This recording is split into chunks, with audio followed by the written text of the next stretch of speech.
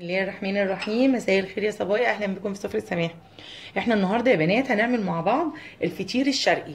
الفطير الشرقي اللي هو بالخلطات الحشوات الحادقه اللي احنا بنجيبه من عند الفطاطري، اللي بيعجبنا كلنا وبنحبه جدا. احنا نعمله بطريقه سهله في البيت، لان للاسف يعني ان هو برضو غلي زي الحاجات كلها اللي غليت، الاكل اللي غلي بره الجاهز. فاحنا بنحبه جدا الفطير الشرقي، وبنحب طعمه، ليه طعم مميز كده. وخصوصا موجود عندنا في الاحياء الشعبيه، كل حي شعبي كده هتلاقي فيه فطاطري مشهور. بان احنا بنحب نشتري منه الفطيره الحادقه دي او الشرقيه دي. فعشان كده انا قررت ان احنا نعمله النهارده ان شاء الله مع بعض، وبطريقه سهله وبسيطه تعجبكم وتقدري تنفذيها في البيت بكل سهوله. احنا هنحتاج ايه للفطير؟ للعجينه الاول هنحتاج 4 كوبايات دقيق، اي بقى مقاس كوبايه، ده المج الشاي العادي. انت لو عايزه تكتري هتزودي هتضاعفي الكميه. معانا ميه دافيه للعجن، ومعانا معلقه صغيره سكر ومعلقه صغيره ملح. هو ده اللي معانا للفطير الشرقي، علشان خاطر نعمل عجينه الفطير الشرقي بتاعنا، اللي احنا بنحبه في المحلات الفطاطري وبنحب نشتريها منه. هنحط معلقه السكر وكمان معلقه الملح، وهنقلب الخليط كده مع بعض كويس. بصوا العجينه سهله جدا وما بتاخدش اي مجهود يعني منك ولا اي حاجه. وهنجيب الميه الدافيه اللي معانا، انزلي بالميه شويه بشويه، بلاش تكتري، ميه دافيه. وهنبتدي نعجن. هنعوز تاني.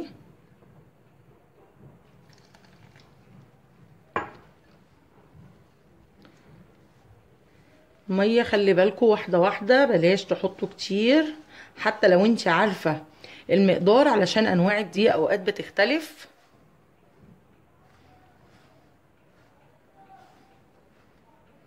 ننزل بالميه وهنعجن العجينه بتاعتنا دي.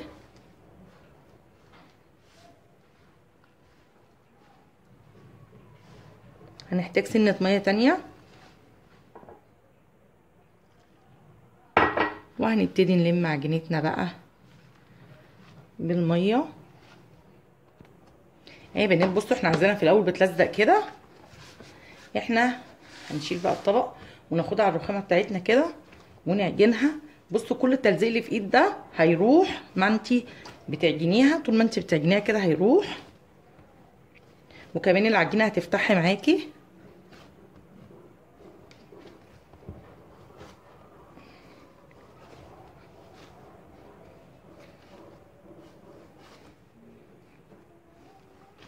كده كل ما هتعملي هيطلع من ايدك.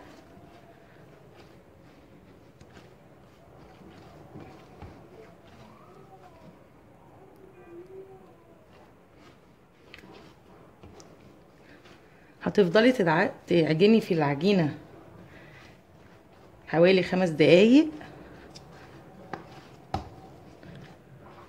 لحد ما تلزقش خالص في ايديكي، وكل اللي في ايدك ده يخرج فيها.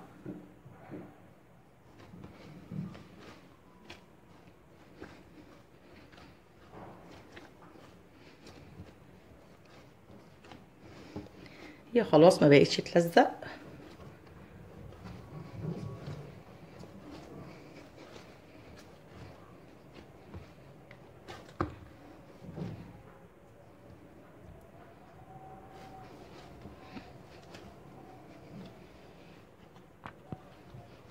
كده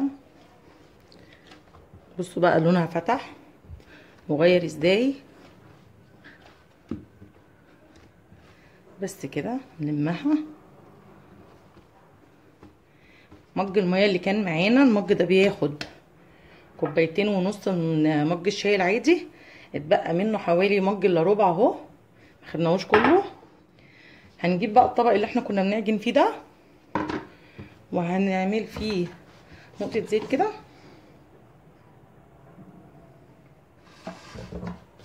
كده، وهنحط عجينتنا ترتاح فيه.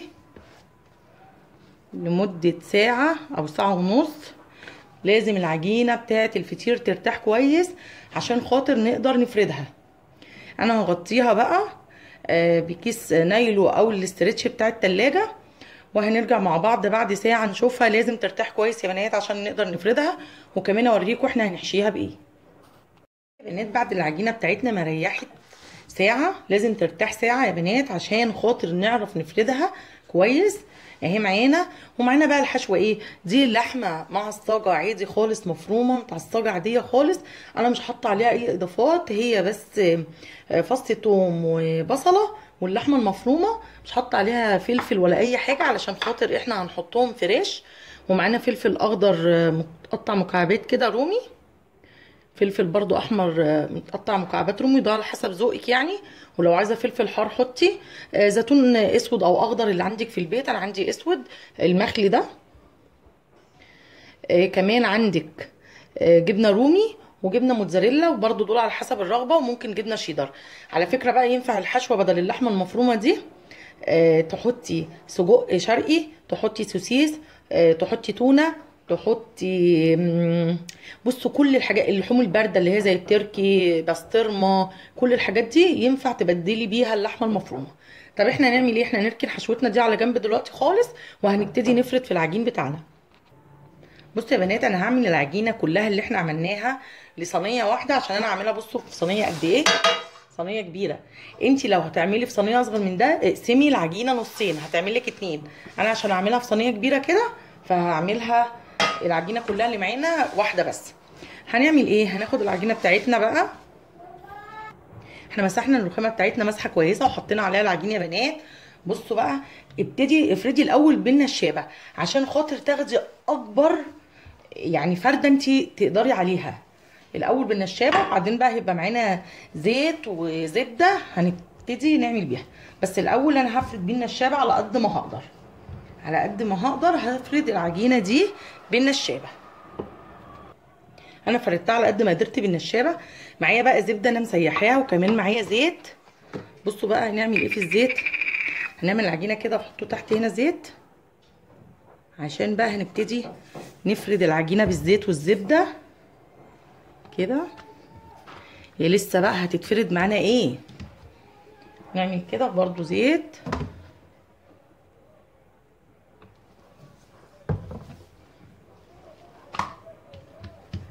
كده ناحيه دي.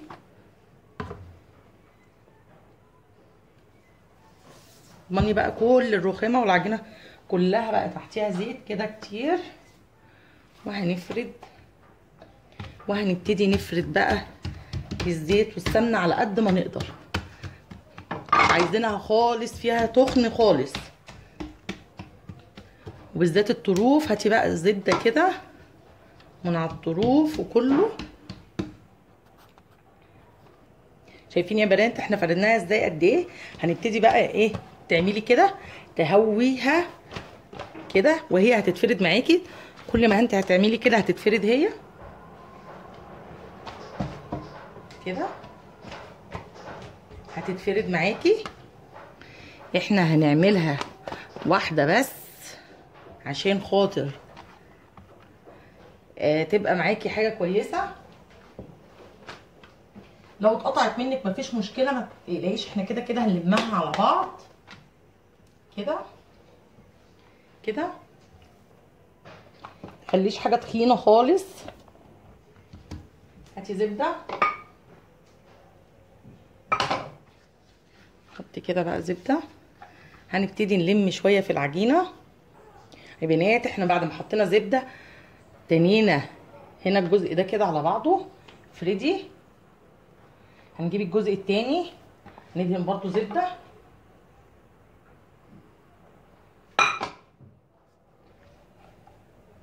افردي كده، طبقيها كده، وابتدي بقى افردي هنا كده.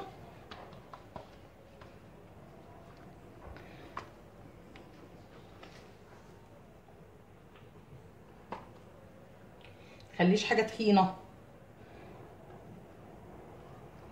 كده. الطروف دي بايديكي كده ورفعي، رفعي خالص كده.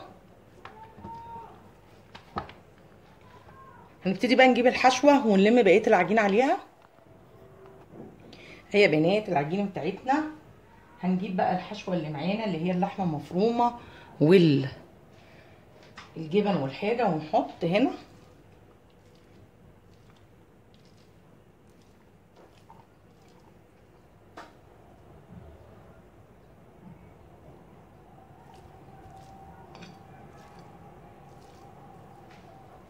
كده. حطوا بقى زيتون،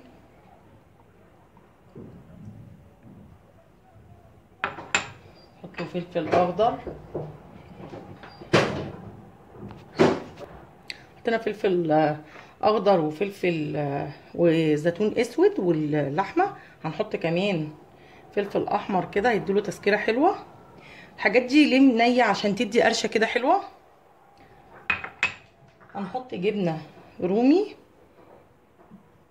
على حسب، كل الحاجات دي على حسب ذوقكم انتوا. حطوا جبنه موتزاريلا،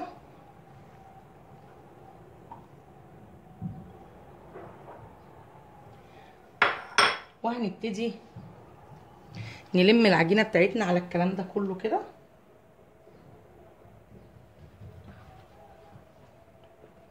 كده ما تخلوهاش تكلكع معاكم، خدوها كده. وهنجيب الصينيه بتاعتنا عشان هندورها بقى. صينيه هنا دهنها زيت، هنجيبها وهنشيل الفطيره بتاعتنا بالراحه خالص كده فيها كده، وهنبتدي نفردها وندورها، نديها شكل الصينيه. لازم نديها شكل الصينيه واحده واحده معاها كده، هتطلع معاكي زي الفل. احنا لسه هنقلبها على الوش التاني عشان ده كده هيبقى الظهر، عشان يبقى وشها حلو، بس لما نفردها خالص.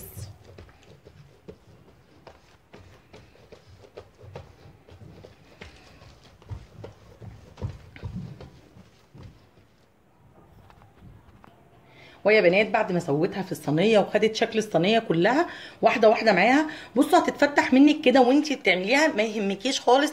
ما احنا كده كده هي هتستوي، واحنا كمان هنسويها 3/4 سوا، وبعدين هنطلعها نرش على وشها شويه جبنه موتزاريلا وشويه زيتون كده علشان تدينا نفس الشكل اللي بتبقى عند الراجل بالظبط. فكده كده احنا لما هنحط عليها الجبنه تاني وكده الفتحات دي هتتدارى. طبعا انتوا عارفين ان الفطير رقيق جدا، فهيحصل فيه كده، ما تقلقيش وما تخافيش، هي هتورق وهتطلع حلوه جدا. وهتشوفي دلوقتي احنا هندخلها الفرن على درجه حراره 200 على الشبكه، وهنشوف هتقعد قد ايه في الفرن، وهنطلعها 3/4 سوا. هنحط لها تاني زيتون وجبنه موتزاريلا زي ما قلت لك، وهنكمل سواها. ويا بنات احنا خرجنا الفطيره 3/4 سوا. هنعمل ايه دلوقتي؟ هنجيب شويه زيتون كده نرشهم على الوش كده، يدوها منظر. احنا بقى عايزينها زي اللي بنجيبها بالظبط، 3/4 سوا، علشان خاطر الجبنه ما تنشفش منك لما تدخليها. يعني تعمل مطه كده، شويه فلفل كده احمر زيهم اخضر كده، شكل بس كده بسيط خالص. وهنجيب الجبنه الموتزاريلا اللي متبقيه معانا، وهندخلها تاني بقى الفرن، وهنشوفها خدت وقت معانا قد ايه. وهي بنات الفطيره بعد ما خرجت من الفرن، بصوا بقى شكلها حلو ازاي وجميله. هنفتحها دلوقتي مع بعض كمان ونشوفها من جوه بقى شكلها ايه. على فكره هايله ما شاء الله، وريحتها حلوه جدا. وديكوا شايفينها اهو، انتوا عملتوها بنفسكم في البيت من غير، دي فطيره كبيره جدا، دي بتمن كبير دي بره. فانت عملتيها في البيت، والاضافات دي بقى حاجه بتاعتك انت، اللي انت حابه تحطيه عليها حطيه، مش فرض عليكي. احنا هنقدمها بقى مع بعض. شايفين يا بنات شكل الفطيره؟ شايفين حلاوتها وتفاصيلها؟ فطيره، احلى فطيره شرقي هتعمليها. احنا هنبتدي نقسمها بقى كده، نبتدي نقطعها بقى.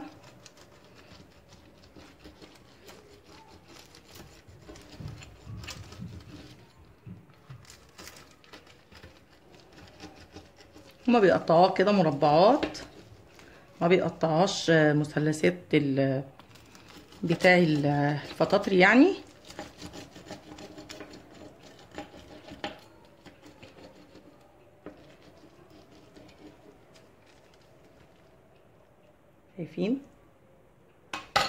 شايفين حلاوتها؟ شايفين؟ مش تخينه خالص، حلوه جدا. دي كانت وصفتي النهارده يا بنات للفطير الشرقي. يا رب تكون عجبتكم، ولو عجبتكم يا ريت تعملوا لي لايك وشير واشتراك في القناه.